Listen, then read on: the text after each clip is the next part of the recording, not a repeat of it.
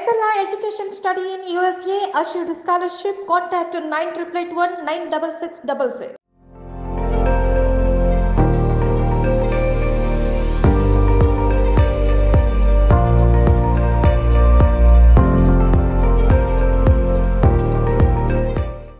Hi hello నమస్తే welcome to I dreams. నేను మీ మాధురి.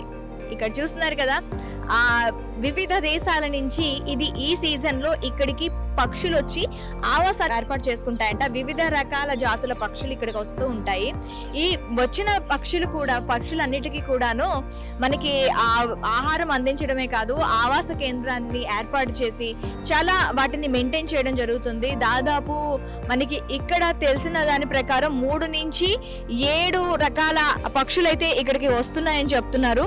అలాగే ఇవి కూడాను 3 నుంచి 7 గుడ్లు పెడతాయంట ప్రతి పక్షి కూడాను. ఆ పక్షులు గుడ్లు పొదిగిన తర్వాత ఇక్కడి నుంచి వెళ్ళటం జరుగుతుందన్నమాట. ఇక్కడ మనం చూడొచ్చు, వివిధ రకాల పక్షులు మనకి కనిపిస్తూ ఉన్నాయి. మనకి బోర్డ్స్ ఏర్పాటు చేసి ఆ పక్షుల యొక్క వివరాలను కూడా మనకి పెట్టారు. మనకి ఒక్కొక్కటి గుడ్లు 3 నుంచి 5 ఒకటి పెడితే 6 నుంచి 12 గుడ్లు ఒకటి, అలా ఒక్కొక్క పక్షి ఒక్కొక్క దీనిగా ఇక్కడ ఆవాసంలో ఉంటుండి వాటి పిల్లల్ని పొదిగి ఇక్కడి నుంచి వెళ్తూ ఉంటాయంట. సో మొత్తం ఇక్కడ మనం చూసుకున్నట్లయితే ఆహారాన్ని కూడాను వాళ్ళు అందిస్తున్నారు.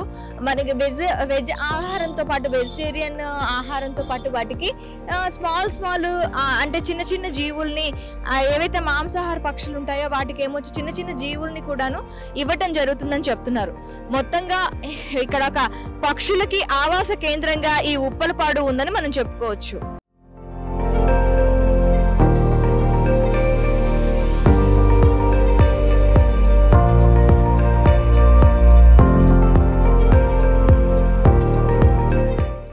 ఇక్కడికి ఈ పక్షులు అనేవి ప్రతి ఏటా వలసలు వచ్చి ఇక్కడే గుడ్లు పెట్టి పొదిగిన తర్వాత ఇక్కడి నుంచి వెళ్తాయంట. మనం చూడొచ్చు, మధ్యలో వాటికి ఆహారం ఏర్పాటు చేయడానికి ఒక స్తంభం లాంటిది ఏర్పాటు చేసి దాని మీద ఆహారం అనేది పెట్టడం చేస్తూ ఉంటారంట. మొత్తంగా ఇక్కడ పక్షులు దాదాపు 5, 6, 7 రకాల పక్షులైతే ఇక్కడికి ప్రతి ఏటా వస్తూ ఉంటాయంట. ఆ పక్షులు ఆవాసం ఏర్పాటు చేసుకొని గుడ్లు పెట్టి గుడ్లు పొదిగేంత వరకు ఇక్కడే ఉండి ఆ పిల్లల్ని మళ్ళీ అవి వాటి దేశానికి పట్టుకెళ్తూ ఉంటాయంట. వివిధ దేశాల నుంచి ఇక్కడికి పక్షులు రావటం జరుగుతూ ఉంటుంది.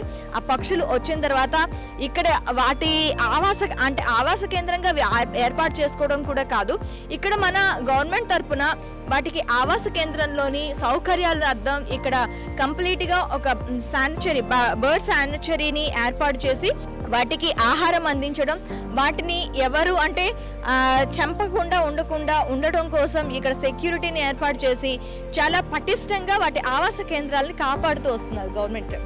చూసారు కదా, ఉప్పలపాడు బర్డ్ శానిటరీ. మరొక ఇంట్రెస్టింగ్ అంశంతో మేము ముందుకు వస్తాం. Stay with us.